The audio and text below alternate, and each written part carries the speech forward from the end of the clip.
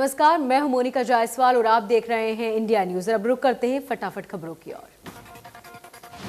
आज शहीद दिवस है और देश अपने वीर जवानों को नमन कर रहा है। प्रधानमंत्री मोदी ने ट्वीट में लिखा कि मां भारती के इन महान सपूतों का बलिदान देश की हर पीढ़ी याद रखेगी।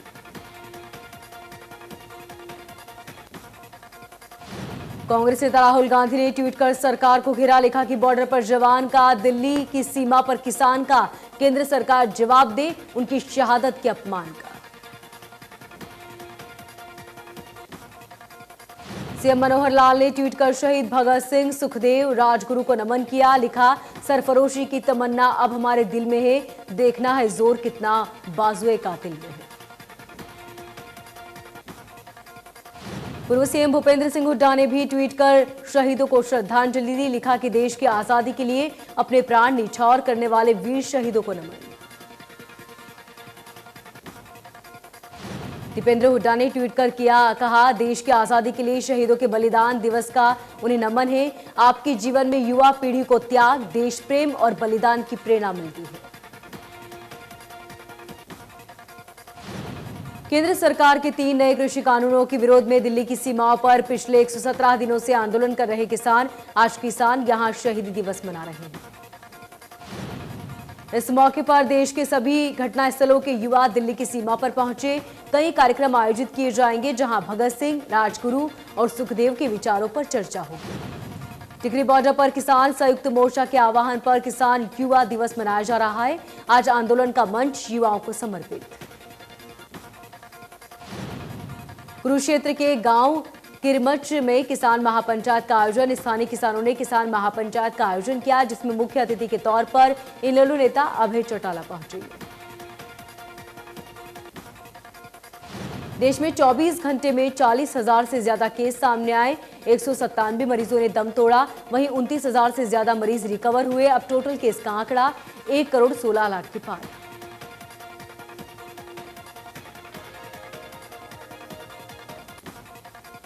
बल्लभगढ़ की एसडीएम का कहना है कि कोरोना के बढ़ते मामले को लेकर लोगों की लापरवाही एक बड़ी वजह मानी जा रही है। लोगों को जागरूक होने की जरूरत।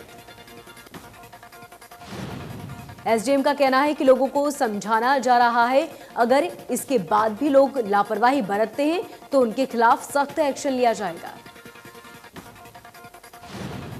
झांसी में कोरोना वैक्सीन की डोज लेने के बाद बंडाला गांव में 66 वर्षीय बुजुर्ग की मौत हो गई। बुजुर्ग की अचानक मौत की सूचना मिलने पर स्वास्थ्य विभाग में हड़कंप मचा।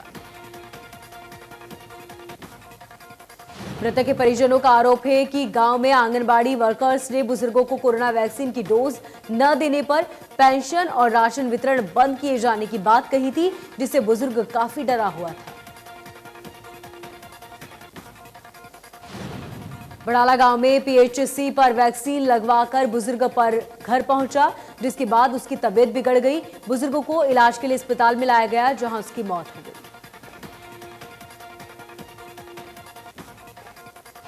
कैथल में प्रशासन ने अवैध कॉलोनी में सुविधा देने की कवायद शुरू कर दी है। डीटीपी ने शहरी क्षेत्र में पनप चुकी अवैध कॉलोनियों में सुविधा देने के लिए पोर्टल लॉन्च किया। अगर कोई तय समय के अंदर अवैध कॉलोनी की जानकारी पोर्टल पर नहीं देता तो अगले कुछ महीनों में इन कॉलोनियों में तोड़फोड़ की कार्रवाई के लिए विभाग की तरफ से कार्रवाई की जाएगी। नई अवैध कॉलोनियां या पनप पाए, इसके लिए डीटीपी कार्यालय का पटवारी रोजाना तहसील कार्यालय में जाकर रजिस्ट्रियों की जांच भी करता है।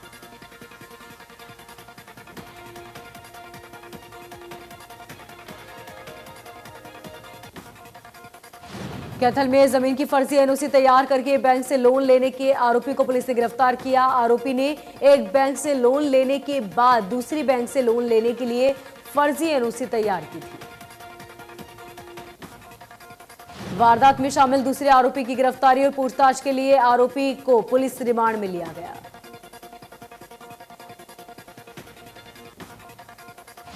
एसपी ने बताया कि पूछताछ के दौरान आरोपी ने कबूला है कि उसने फर्जी दस्तावेज तैयार करने में प्रयोग किए गए लेटर पैड और मोहर अपने रिश्तेदारों के यहां छिपा कर रखी है।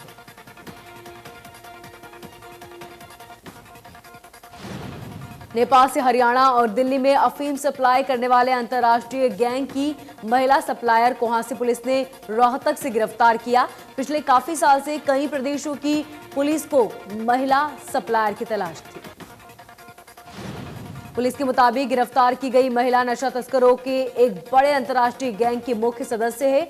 महिला की तलाश में हांसी पुलिस पिछले कई दिनों से नेपाल में सक्रिय थी। पुलिस ने बीते दिनों 4 किलो अफीम सहित युवक को नारनौंद राजस्थल से गिरफ्तार किया था। मामले में पुलिस ने जांच की तो सामने आया कि नेपाल से अफीम तस्करी की तार जुड़े हुए हैं। फतेहाबाद में दर्जनों गांव में ओलावृष्टि हुई। ओलावृष्टि के चलते किसानों की सांसें थम गई। गेहूं की फसल को नुकसान होने की संभावना। बल्लभगढ़ के अंबेडकर चौक पर रेस्टोरेंट में आग लग गई। बताया जा रहा है कि किचन के अंदर जलाए गए भट्टी में तेज आग लगने की वजह है। किचन के अंदर से तेज धुआं उठता देख रेस्टोरेंट में मौजूद लोगों ने फायर ब्रिगेड को सूचना दी। फायर ब्रिगेड ने कड़ी मशक्कत के बाद आग पर काबू पाया। भारत की युवा ब्रिगेड ने ISSF विश्व कप में शानदार प्रदर्शन करते हुए 10 मीटर एयर पिस्टल और 10 metre air pistol mixed team प्रदर्शन में स्वर्ण पदक जीता। इसके अलावा पुष्प स्कीट टीम में भारतीय निशानेबाजों ने स्वर्ण अपने नाम कर लिया। सौरभ चौधरी और मनु भाकर ने जोड़ी ने 10 मीटर एयर पिस्टल टीम स्पर्धा में शानदार प्रदर्शन किया। दिव्यांश सिंह पवार और टीम ने 10 मीटर एयर फाइटर में टीम स्पर्धा में स्वर्ण पदक जीत लिया है। भारत की यशस्वी सिंह ने और अभिषेक वर्मा ने तुर्की के खिलाड़ियों को 17-13 से हराकर कांस्य पदक अपने नाम किया। रेवाड़ी में अब तक 31,000 लोगों को वैक्सीन दी जा चुकी है। 2 दिनों में मेगा वैक्सीन अभियान के दौरान 10,000 लोगों को वैक्सीन लगाने का लक्ष्य। फतेहाबाद में स्वास्थ्य विभाग की टीम से कोरोना वैक्सीन एशियन को लेकर मेगा ड्राइव का आयोजन किया गया, जिसमें स्वास्थ्य विभाग की तरफ से जिले में 70 स्वास्थ्य केंद्रों का वैक्सीन लगाई गई। फतेहाबाद स्वास्थ्य विभाग ने 10,000 लोगों को वैक्सीन देने का लक्ष्य रखा। फतेहाबाद के सिविल सर्जन डॉक्टर मनीष ने बताया कि 60 साल की उम्र के बुजुर्गों और 45 से 60 साल के भीतर बीमारी से पीड़ित लोगों को वैक्सीन बचाव का टीका लगाया जा रहा है। पंचकुला विधानसभा अध्यक्ष ज्ञानचंद गुप्ता पंचकुला सेक्टर 12 में आयोजित टीकाकरण कार्यक्रम में पहुंचे, जहां उन्होंने स्वास्थ्य विभाग के अधिकारियों से बातचीत कर टीकाकरण की गति के बारे में जानकारी ली। इसके साथ ही उन्होंने ये भी जाना कि जब से वैक्सीन पंचकुला में देनी शुरू की है, तब से लेकर अब तक कितने लोग वैक्सीन दी जा चुकी है। ज्ञानचंद गुप्ता ने हर रोज ज्यादा से ज्यादा लोगों को वैक्सीन दिए जाने के लिए स्वास्थ्य विभाग टीम को निर्देश दिए। देश भर में कोरोना के मामले लगातार बढ़ रहे हैं। अब साइबर सिटी गुरुग्राम में भी कोरोना को लेकर मामलों में इजाफा देखने को मिला, जिसके लिए हेल्थ चेकअप लगाया गया। चेकअप में लोगों को फ्री में कोरोना टेस्ट दिए जाएंगे और मुफ्त में ही कोरोना वैक्सीन भी दी जाएगी। फरीदाबाद विधानसभा क्षेत्र में बीजेपी विधायक नरेंद्र गुप्ता वैक्सीनेशन सेंटर पर पहुंचकर लोगों को जागरूक किया। विधायक ने लोगों से वैक्सीन लगाने की अपील की। बीजेपी विधायक नरेंद्र गुप्ता ने कहा कि केंद्र सरकार इस महामारी को खत्म करने के लिए काम कर रही है।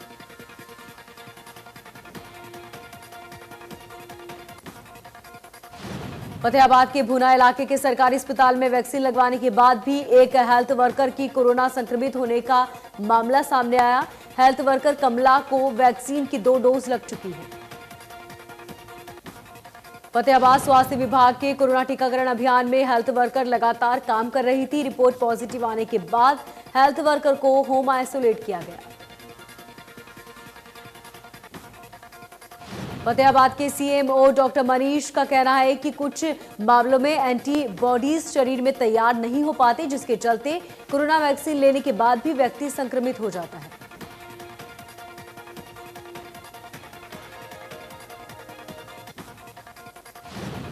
कोरोना को लेकर अंबाला रेलवे प्रशासन ने रेलवे स्टेशन पर कोरोना के बचाव के लिए एक दुकान खोल दी। प्रशासन का मकसद है कि कोई भी यात्री मास्क, सैनिटाइजर लाना भूल जाए तो वो इस दुकान से ले सकता है।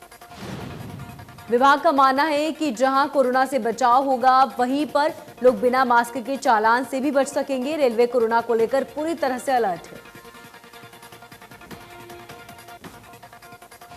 महम चौबीसी में गांव फरमाना में कोरोना का टीका लगवाया गया। सरपंच की तरफ से गांव में कोरोना वैक्सीन लगवाने को लेकर मुनादी कराई जाएगी। कोरोना वैक्सीन का दूसरा डोज 28 दिन बाद लगेगा।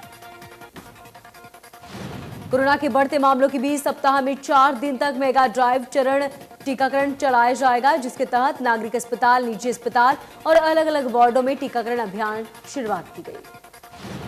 अभियान के दौरान 45 से अधिक उम्र के सभी लोगों को स्वास्थ्य विभाग की तरफ से टीकाकरण लगाया जाएगा। उन्होंने बताया कि मास्क पहनना, सोशल डिस्टेंसिंग रखना और बार बार हाथ धोना अब भी जरूरी है। जाखल के राजकीय स्कूल की 16 छात्राओं की कोरोना रिपोर्ट पॉजिटिव आने के बाद बढ़कर ये संख्या 28 हो गई। स्कूल में हुए कोरोना विस्फोट में स्वास्थ्य विभाग अलर्ट। जाखल में 12 और छात्रों की रिपोर्ट पॉजिटिव आई। स्वास्थ्य विभाग के निर्देश के अनुसार 2 दिन के लिए स्कूल बंद कर दिए गए। जाखल के सरकारी स्कूलों में कोरोना विस्फोट के बाद हरकत में आया शिक्षा विभाग। ब्लॉक शिक्षा अधिकारी द्वारा सरकारी और प्राइवेट स्कूलों में चलाया गया चेकिंग अभियान। ब्लॉक शिक्षा अधिकारी ने स्कूल संचालकों को स्वास्थ्य विभाग की गाइडलाइंस का पालन करने के निर्देश दिए।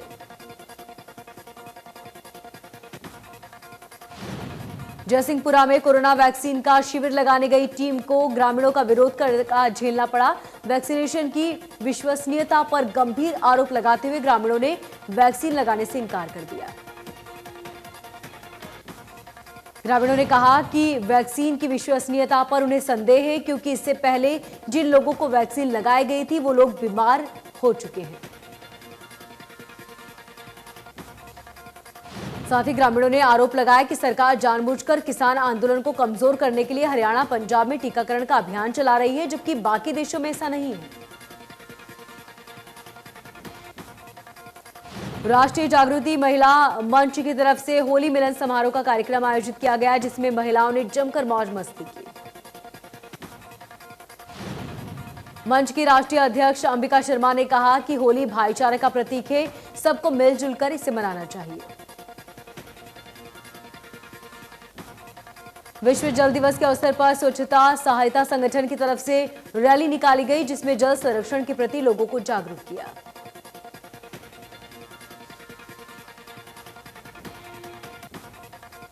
इस अवसर पर विभाग की तरफ से जिला सहकार रंजनी गोयल ने हरी झंडी दिखाकर रैली को रवाना किया, जिसमें जल एवं सीवरेज समस्या सहित कई समस्या को लेकर कार्यक्रमों में लोगों ने हिस्सा लिया। रैली को संबोधित करते हुए रजनी गोयल ने कहा कि जल हमारे जीवन का अभिन्न अंग है, इसे बचाना होगा। सिरसा के जेसीडी मेमोरियल कॉलेज में विश्व जल दिवस के मौके पर एक कार्यक्रम का आयोजन किया गया, जिसमें जननायक चौधरी देवी लाल विश्वविद्यालय की प्रबंधक ने मुख्य अतिथि के तौर पर शिरकत की। जल स्टार रमेश गोयल ने छात्रों को पानी के महत्व के बारे में जानकारी दी और कहा कि एक एक बूंद अमूल्य है। 22 मार्च को पूरे विश्व में अंतर्राष्ट्रीय जल बचाओ दिवस के रूप में मनाया जाएगा, जिसको लेकर सिरसा के लघु सचिवालय से साइकिल यात्रा का आयोजन किया गया। साइकिल यात्रा वुमेन वेलफेयर सोसाइटी की तरफ से आयोजित की गई, जिसका शुभारंभ सिरसा टीसीएम सौरभ ने हरी झंडी दिखाकर किया। चरखी दादरी में संयुक्त किसान मोर्चा के आह्वान पर 26 मार्च को भारत बंद को लेकर दादरी के प्रसिद्ध बाबा स्वामी दयाल धाम का सर्वखाप की पंचायत हुई।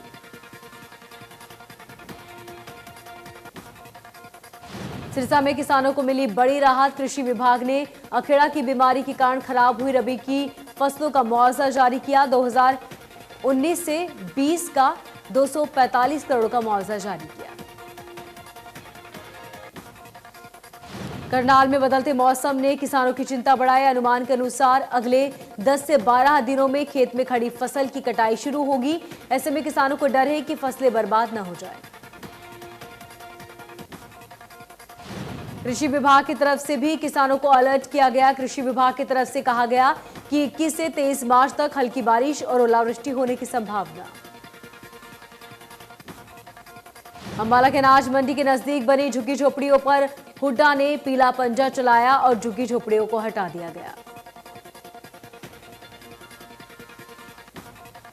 अंबाला में एक 14 साल की लड़की के साथ ट्यूशन पढ़ाने वाले शिक्षक ने दुष्कर्म किया। दरिंदगी की शिकार हुई नाबालिग ने अपने परिजनों को इस बारे में जानकारी दी, जिसके बाद परिजनों ने पुलिस में शिकायत दर्ज कराई। कैथल में सीएम फ्लाइंग की टीम ने एक राइस मिल पर छापा मारा, जहां से टीम ने 3 तरह के तेल बरामद किए। चरखी दादरी के गांव पैतलावास कला में प्रवासी मजदूर बारिश से बचने के लिए पेड़ के नीचे खड़े थे। इस दौरान आकाशीय बिजली की चपेट में आने से एक मजदूर की मौत हुई।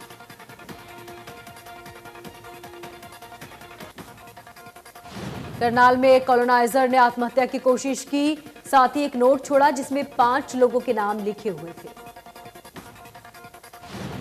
कॉलोनाइजर प्रवीण ने फेसबुक पर वीडियो डालकर 27 लाख रुपए की रिश्वत मांगने का डीटीपी अधिकारी पर आरोप भी लगाया था। पुलिस ने फिलहाल मामला दर्ज कर लिया है। कॉलोनाइजर प्रवीण के होश में आने के बाद उसका बयान लिया जाएगा। हांसी पुलिस ने एक ऐसे गिरोह का खुलासा किया जो कैंसर और दूसरी बीमारियों से ग्रस्त लोगों की मौत का दुर्घटना में बताकर उनका बीमा क्लेम हड़प लिया करता था।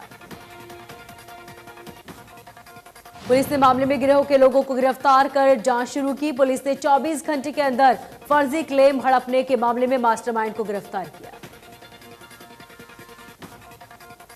एक आरोपी की तलाश रोहतक एसटीएफ की टीम को भी काफी समय लगा था। बता दें कि इस मामले में जिला पुलिस की सेल जांच कर रही है और टीम के हाथ एक के बाद एक कई सबूत लग रहे हैं।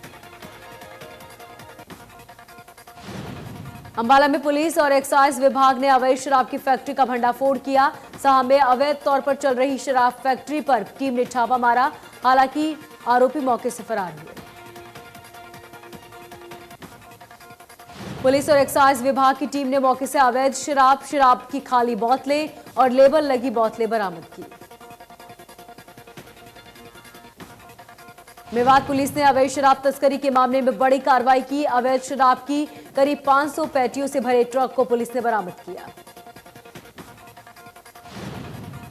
पुलिस ने के मुताबिक पुरहाना क्षेत्र से भारी मात्रा में अवैध शराब तस्करी हो रही थी। थाना प्रभारी के मुताबिक फरार शराब तस्करों को भी जल्द गिरफ्तार किया जाएगा।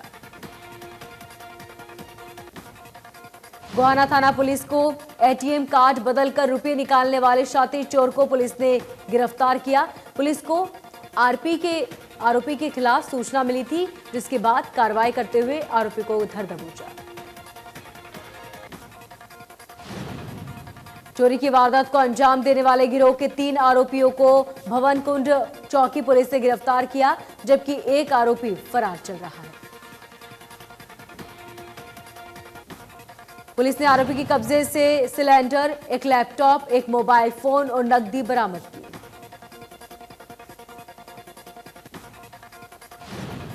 हत्या की कोशिश, गौ तस्करी समेत कई मामलों में आरोपी इनामी बदमाश को पुलिस ने गिरफ्तार किया। लंबे वक्त से पुलिस को आरोपी की तलाश थी। थाना पुरहाना प्रभारी के मुताबिक आरोपी बदमाश जमील के गांव में होने की सूचना मिली थी। बदमाश जमील से पूछताछ कर काफी वारदातों के खुलासा होने की उम्मीद। रेवाड़ी में दिल्ली जयपुर हाईवे पर जयसिंहपुर खेड़ा बॉर्डर पर पास चलाने वाले ट्रॉले में आग लग गई। आग की सूचना मिलते ही पुलिस मौके पर पहुंची। पुलिस के अनुसार दिल्ली की तरफ से एक ट्रॉला जयपुर जा रहा था। हाईवे पर खेड़ा बॉर्डर के समीप उसमें अचानक आग लग गई, जिससे ट्रॉला पूरी तरह से जल गया। आग लगने की वजह हाईवे की सर्विस लाइन से गुजर रही बिजली के तारों को बताया जा रहा है। भिवानी में सड़क हादसे में 2 युवकों की मौत हो गई। भिवानी से चरखी दादरी की तरफ दोनों युवक जा रहे थे, तभी अचानक अज्ञात वाहन की चपेट में आने से उनकी मौत हुई। दोनों युवक शादी समारोह से घर वापस लौट रहे थे, जिस दौरान यह हादसा हुआ। जांच अधिकारी ने बताया कि सूचना मिलते ही वो मौके पर पहुंचे और शवों को पोस्टमार्टम के लिए भिजवाया। भिवानी के अस्पताल की तीसरी मंजिल से कूदकर एक मरीज ने खुदकुशी कर ली। मृतक बाबूलाल की उम्र 32 साल बताई जा रही है। पूछताछ में पता चला कि बीते 18 तारीख को बाबूलाल को अपने पड़ोसियों के साथ झगड़ा हुआ था, जिसके बाद उन्हें अस्पताल में भर्ती कराया गया था। जज्जर में एक युवक की अज्ञात हमलावरों ने गोली मारकर हत्या कर दी। मृतक की पहचान अमित के नाम पर हुई, जो कि फरूखनगर का रहने वाला था। यमुनानगर के गांव अलहार के रहने वाले राहुल ने जर्मन में मेंबर ऑफ पार्लियामेंट के सदस्य का चुनाव लड़ा, जिसमें उन्होंने जीत हासिल की। कस्बा बराड़ा की बेटी सोनाली शर्मा सेना में लेफ्टिनेंट के पद पर नियुक्त हुई, जिसके बाद परिवार में खुशी की लहर। मुलाना विधायक वरुण मुलाना ने सोनाली को बधाई देते हुए कहा कि कस्बा की बेटी सोनाली शर्मा लेफ्टिनेंट के पद पर कार्यरत हुई, जिस पे हमें गर्व है।